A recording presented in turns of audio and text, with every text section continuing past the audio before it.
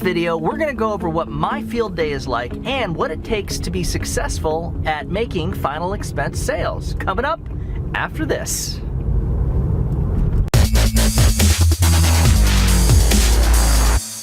I thought it'd be nice to let you see on film what it's like for me to work one of my field days. What I do is unique because, well, first of all, I don't do the same type of field day that a first-year agent would be doing. So this is kind of a system that I've learned to use after working in the field selling final expense life insurance for a couple of years. Actually started right in the middle of my second year. And what I do is I use an appointment center, I purchase a lot of leads, and I need to sell.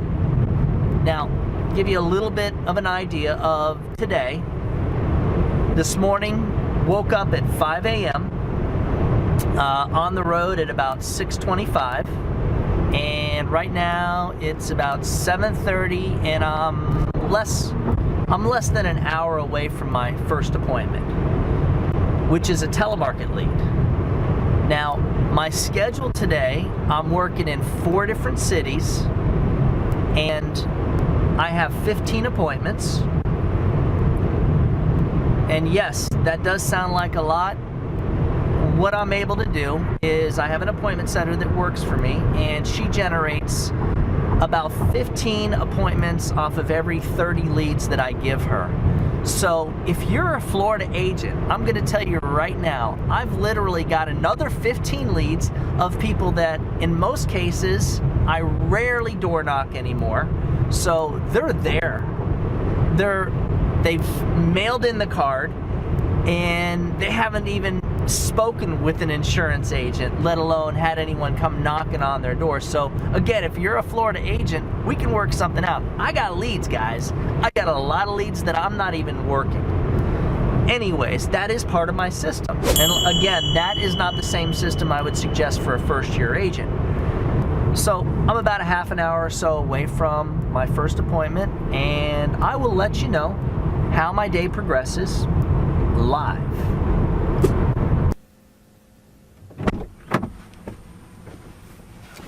Oof. All right. That's how we want to start the day. One sit, one sale. It's 9:09 in the morning. Husband and wife. He's almost 80. A lot of medical conditions. But we did sell the wife. So let me take that app and use my little system. Put it together with the voided check. Yay! And start the pile. Hopefully it'll be a pile of sales today. All right, now next one, more older couple, 77 and 77. And, oh, this might be a little bit of a drive. Oop, I got the radio turned on. Yeah. Let's see. Uh-oh, a little bit of a drive. All right, we might be a little bit late, but that's okay. That's why we go to the first appointment about 15 minutes early.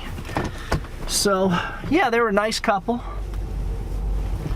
This is one of the little, this is one of the cities that I go to that I don't get many leads in. It's just such a small population. In but 500 feet, turn right.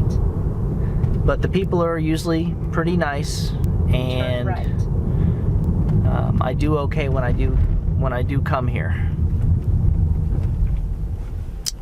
So yeah, according to the GPS, I'm going to be 21 minutes late to the next appointment. Whoops! What are you going to do? It happens. The one thing I've learned is that the time is really, it really doesn't matter.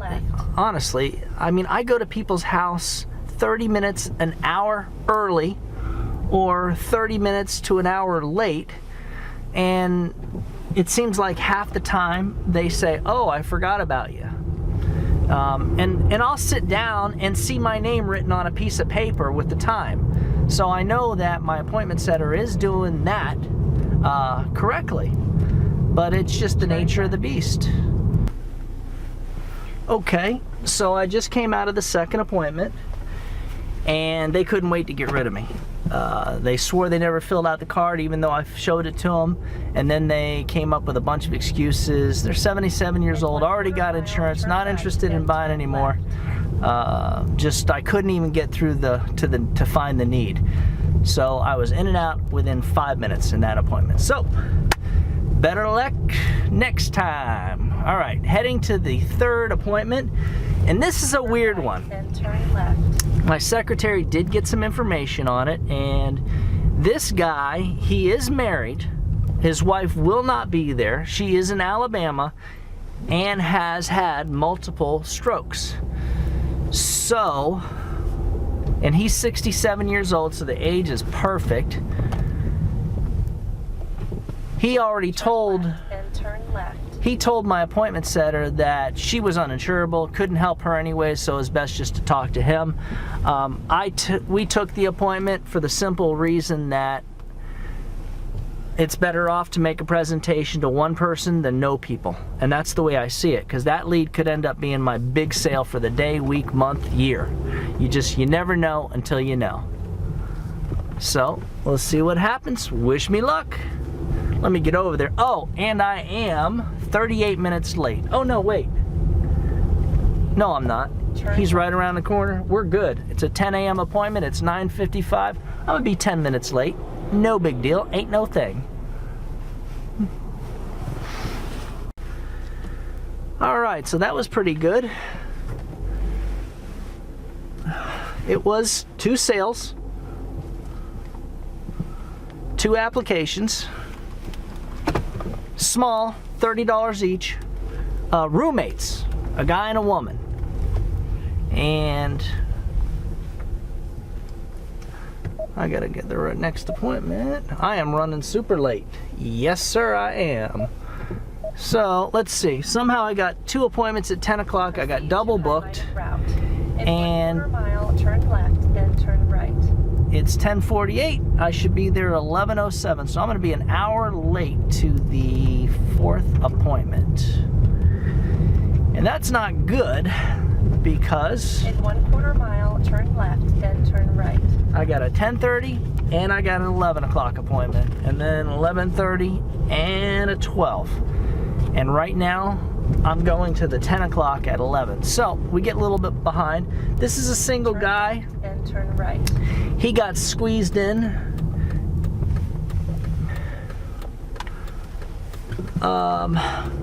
But that last guy, that last sale, just so you know, was the guy with the wife that was uninsurable, that was out of town. But Turn right. now that I think about it, I think he actually said she was uninsurable because of seizures. The roommate I just wrote up has seizures. So I believe she's definitely insurable with In 2 Americo. miles, turn right. Well, we'll find out. I don't think I'm going to have a problem getting either of them approved. So here we are. It's almost 11 o'clock. We got 3 sales. The premium's not high. It's around $100. So we need to make a couple of bigger sales for the last 2 to hit my 5 even and average that right around 3,000 annualized premium. So not bad. We're rocking and rolling. All is good. I got to stop and go to the bathroom, but I don't think I'm going to do that until after my next appointment. So I've learned to hold it. Okay, so I find myself the 4th appointment, the single guy, I misread. It wasn't Robert, it was Roberta. So I had a single female with a couple of health issues and was able to sell her a $10,000 policy at $72 and change a month. So we're bringing up the numbers. That's 4 applications out of 4 appointments in total. Not bad. And we're gonna keep it going. Let's see. So now I'm running a little bit late. All right. I need to file. The filing system that I use again is to take the app and the paperwork and clip it all together and stick it behind the seat. Whoop. And now I've got a 10:30 appointment with Leo, and it's 11:30 right now. Let's put him in the GPS and see how far we are from him. Oh, no, that shouldn't be bad. Nah, it's 1.5 miles away. All right, so I'll be with him in a couple of minutes. About an hour late. Yeah, in the last appointment, that lady did not want to let me in her house. She was feeling sick. She begged me to please come back another time. I explained to her real nicely that I travel and I don't know when I'll be back in the area, but I promise to cut... Half mile, turn right. I promised to cut the appointment in half and make it real quick for her. So at that point, it actually took her 10 minutes to open the door. And once I went inside and sat down with her, it was pretty much a lay down. Okay, so the 5th appointment, the guy stood me up and doesn't answer the phone. I can't get in the gate, and I'm not gonna wait. What I will do is when I have some free time, I'll come back around and try to sneak in behind somebody at the gated community. Okay, so just finished up with, I think it's the 7th appointment. Ray, that guy, he's talking about in 3 months, his insurance agent is coming back with this magical $35,000 policy for $30 a month. If I can beat that, great. He's 67 and had a stroke. Well, he said that was years ago, so that may not do. But there ain't no, the numbers. He was the bullshit. So I just leave. I don't waste my time sitting there trying to convince him otherwise. Next, we're gonna move on to, I think it's like the 8th appointment. Terry, T-A-R-R-Y, Sark, and he has something to do Monday, but we'll wait till you come.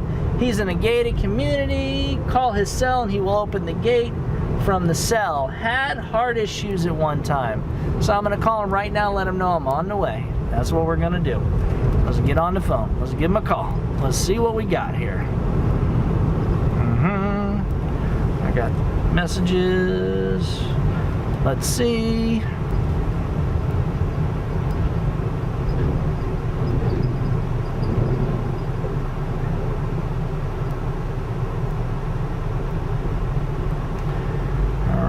I got a text from the appointment setter saying that something's different, blah, blah, blah. So, all right, a little change in schedule. We'll work with that. But right now, I need to call this Terry with a T-A-R-R-Y. What's that number? 39.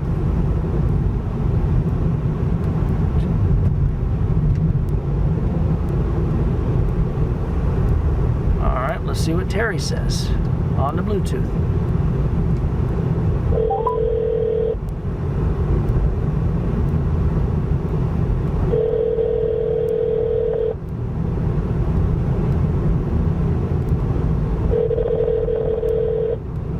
Hello. Hello, Terry. In 1/2 mile. Yes. turn Hey, right. Terry, this is Douglas Massey, your appointment. Yeah. She told me to make sure to call you. I guess there's a gate. I'm not quite there. I'm about 4 minutes out. Should I call you when I get to the gate? Yeah, because if you come in on 41, which is your Miami Trail, there's a gate. It's called Buccaneer Estates, Okay. and you pull up there to the inside lane, Right. and then just call me, and then I can open the gate for you and come on in. Okay. Now my GPS is taking me to a back gate. Is there a back gate? Yes, there is, but you don't want to go there. Okay, so I need to go up front. I got you. So when I go up front, should I just call you from my cell, or should I dial a certain code? You just call from your cell phone, Okay. and I can open the gate for you from right here. All right, I'm right here at Tamiami, and oh shoot, I don't know, but I'm only about 2 minutes from you. All right, I'll see you soon. All right. Okay, bye-bye. Okay. Bye.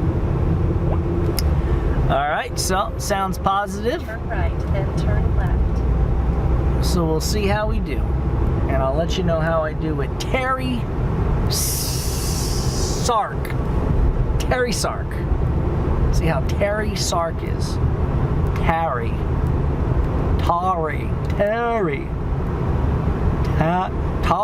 I don't know what it is. It ain't no Terry. That's Tari.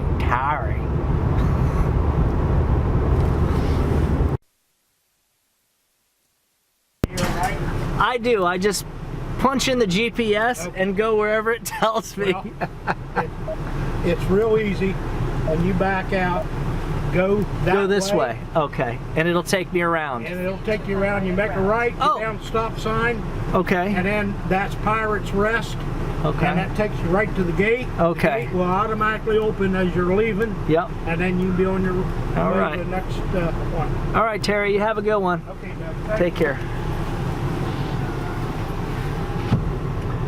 All right, and that was Mr. Terry, I guess this 8th appointment, and he don't need insurance. He's got it together pretty good actually, but he still purchased a $5,000 policy. Quarter mile, turn We had to left put him and with turn Gerber left. because he just had another, he had a stent implant just a couple months ago, and has been in and out of the hospital several times over the past couple of years. So he's got a lot of issues going on with his heart. He's had multiple bypasses.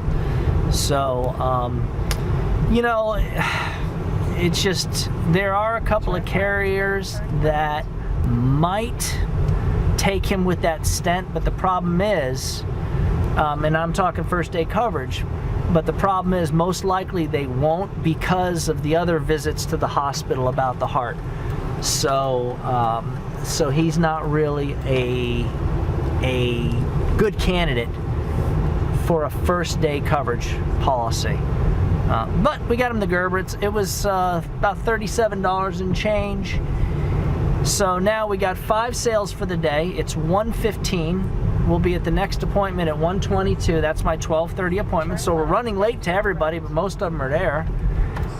All right, that was Deborah, and she was a sale. Dum-da-dum, still in front of the house. And Deborah, I've been to her. This is the second time. Was there last year. She had a term life policy, and her term life policy, she was paying $60 a month, couldn't afford it, didn't want to change it, didn't want to add to the insurance. So when I was there last year, I couldn't sell her. This time we sold her because she let her term policy go. So we talked about the price and tried to figure out something that she won't let go. So instead of paying $60, she's paying about $41 a month now for a $10,000 policy. And hopefully that'll do her. She's got health issues. She smokes. So it is what it is. But at least now she's actually got a whole life policy, and that'll be the 6th sale of the day. And we're right at around $2,900 in annualized premium. Not bad. Still got 1, 2, 3, 4, 5 appointments left. 6 appointments. Let's see what happens.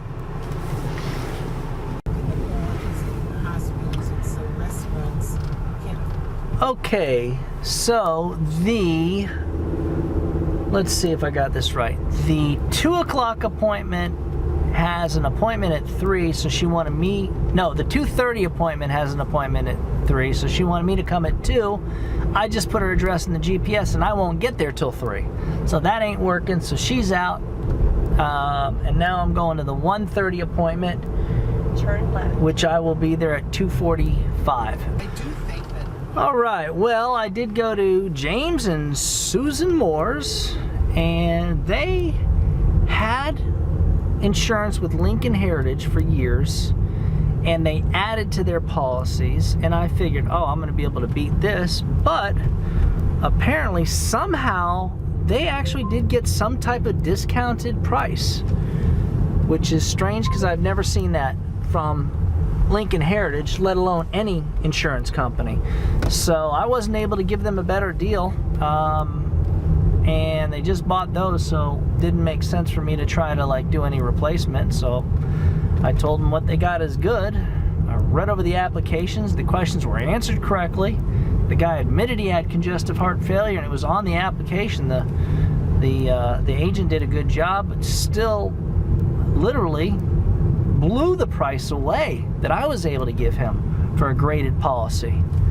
I mean, like, ridiculous, and it just didn't make sense. But I don't know, I guess they do some type of additional discount that they do. It's the only thing that would make any sense, and that's what she kept saying.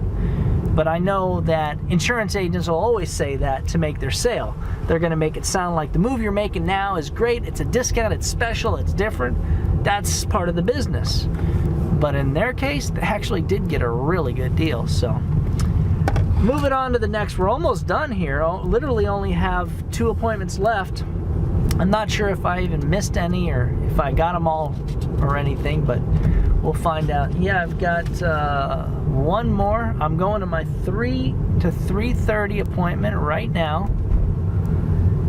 On time. Huh, how about that? We caught up. Just spent an hour with this lady. Back and forth and back and forth. An hour. And they just can't afford it. Now she... Hey. What did you do with that other paper that you filled out? I don't know. I just threw it all back here. What I did was I gave you your social back. Oh. The social, remember? And your signatures I gave to you. Yeah, what? Because I have to keep, I'm supposed to return the documents to the insurance company once I fill them out. Oh. So that's why I gave you back the stuff that I wrote your important information on. Okay. All right. Thank you. Have a good day. Yep.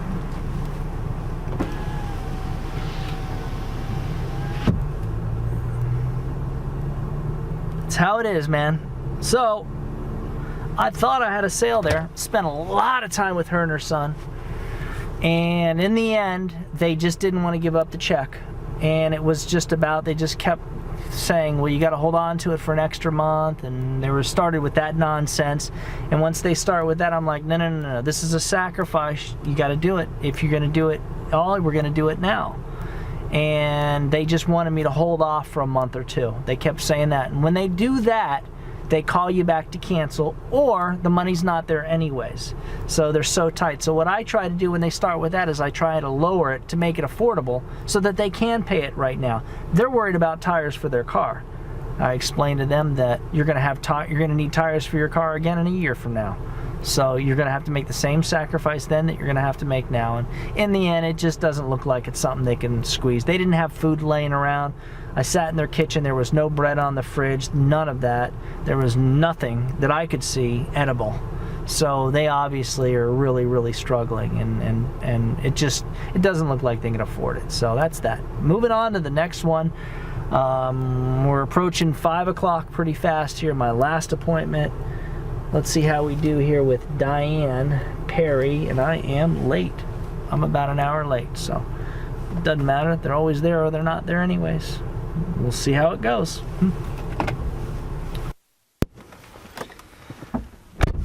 All right, I got stood up. That's what I get for being an hour and 15-minute late. It happens sometimes, but that's okay. We'll reschedule for her. It's about 5:20, and I think I'm done. My brain's not working right. That's how I know I'm done. I start making mistakes, and it starts getting difficult for me to overcome objections and make sense of whatever the objection is. And that was a problem. Part of what I had with the last appointment, but it still comes down to they didn't have anything. I mean, they literally they had nothing. At the end of the month, the money was gone. They're trying to figure out money for food stamps, and they did bring that up to me. So I'm calling it a day. It's almost 5:30. It's I mean, I could do another door knock, and if I didn't hit my numbers, I definitely would be doing a door knock or 2 or 3. But thankfully, we made 6 sales. We wrote right at $2,900 in annualized premium, which is right what we wanted. And I'd rather do that with 6 sales than 5 sales, for the simple reason that the premiums are smaller. I'm more likely to get them to stay on the books better. And if I figure one of the 6 or 2 of the 6 is going to fall off the books in the first year, even if that happens, I still made $1,000 today, profit. Maybe more, maybe $2,000 or more, depending on who stays on the books and how long, and can't complain. This is what it's like to be a field agent. You know, you're in and out, cars getting beat up. By the time I get home, I'll tell you, let's see, let's hit the GPS to go home and see what it says. In 1/2 mile, enter roundabout. There you go. By about 7:30, I'll be home. So that's a 13-hour day. From when I left the house to when I get home, it's going to be a 13-hour day. And that's what it takes to be successful. The area that I'm in is okay for door knocking in the evening. I say that because some areas we work, Take second exit. some areas we work, after like 4 o'clock, you really don't want to go door knocking. I tell my wife, just stay away from door knocking in those areas, period. But this is one of the areas that isn't too bad. It's like a little small town, and the people are mellower, things are spread out, so you can actually go door knocking until right before dark if you need to. And I've done that here and had some pretty good success doing that. In our first year, that's all we did was door knock, so this was one of the areas that we knew we could go to and door knock late and not have to worry about it. So it was like a preferred area. I usually tried to give it to my wife and let her work it over myself. I would take the rougher areas and try to give her the more mild areas that the people are a little bit easier going, a little bit nicer. So yeah, man, this is what it takes, guys. In 1 3/4 miles, turn left. It takes long, hard days. The nice thing about it is it doesn't take a lot. I mean, I don't have to come out in the field and work 12-hour days, 5 days a week. I can do it 2 days a week. Even when I first started, that's all we did was 2 or 3 days a week, and we were still able to write $15,000 in annualized premium, even more some months. So, and that was working less leads because back then we were able to get the most out of the lead, the way I described it to you earlier. A first-year agent has no business doing what I do. They should be calling to set their own appointments. They should be door knocking between appointments and beating each lead to death. If you're a Florida agent and you are interested in getting some leads and working out something with me, I literally have leads here that I have not door knocked, that have not been met with, that we have not reached on the phone, and I'll be willing to work something out with an agent that's willing to door knock those leads, because that's what they are. They're door knocking leads. They're a great way to get into the business because they're not those age leads that people buy, you know, from companies that have already been run by other agents. With me, you know, and I'll even put a note on it, you know, spoke to this person, said to call back later, and then couldn't get him on the phone number changed, or whatever the reason was. Too busy, had doctor's appointment, or didn't answer the phone. So it's a pretty killer lead. I wish somebody gave me those leads when I first started, or was able to offer something like that to me, but that's just not how it goes. In 1 Unless- mile, turn left. Unless you're you. So just contact me, no problem. We'll hook you up with some Florida leads. We'll work something out to make it beneficial for everybody. Final expense sales does take activity, and the one thing about the direct mail leads, I mean, these leads, where are they? These babies, they get me into the house, they get us sales, and I don't know, I got a 6-figure income because of them. So happy hunting. We'll see you next time.